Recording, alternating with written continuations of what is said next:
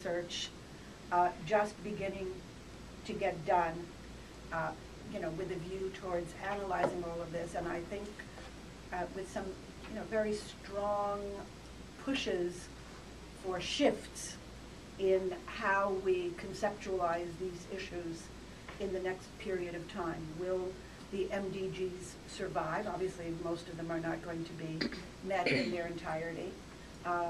There's a very big push around environmental issues, climate change, global warming, to move the agenda, or at least the framing of the agenda in that way. And the Secretary General has talked a lot about a new generation or a new framing around these issues with a stronger focus on sustainable development. That's the language that he is using right now. So I thought it might be useful to, and Population Services International, PSI, has been around for quite some time, and certainly been a part of this discussion since the 1974 conference on population, which took place in Bucharest. These conferences historically have taken place every 10 years. The experience of 1994 was so difficult and so conflictual that there was nothing in 2004.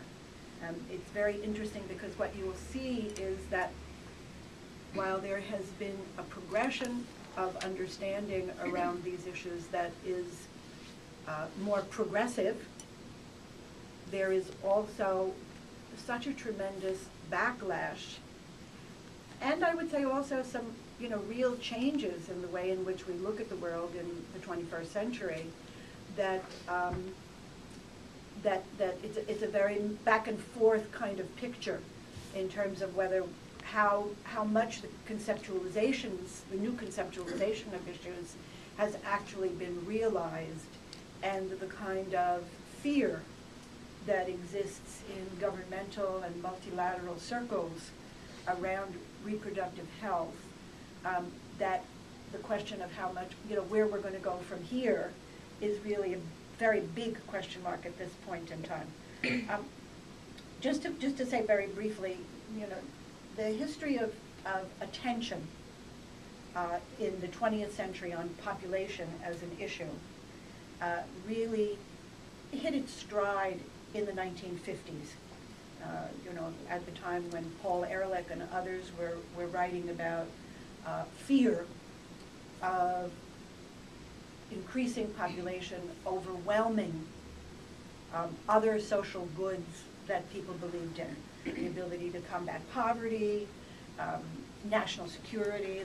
The U.S. National Security Agency and National Security Council at that time had many position papers on the fear that poor people were going to revolt and this wouldn't be good for us.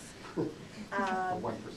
Yes, and so that was the beginning of the issue, and it was a very small community, very demographically focused. This was the age of the demographer, and the first meeting actually took place in Rome in 1954. It was a private meeting of demographers, not a UN meeting per se, and really focused on how we could educate more people, professionals in the field of demography. The next meeting was held in Belgrade in '64, and this was for the first time a meeting that was held jointly with the UN and with the, I think it was the International Society of Scientific Study of Population. Thank you very much. And again, the focus was still at that meeting on demographic goals, education, etc. It wasn't until 1974, when the meeting was held in Bucharest, that the meeting opened itself beyond the scientific community to and government. I mean, government was always involved in one way or other, but this became a very serious governmental meeting under the auspices of, total auspice of the UN, without co-sponsors in essence, that a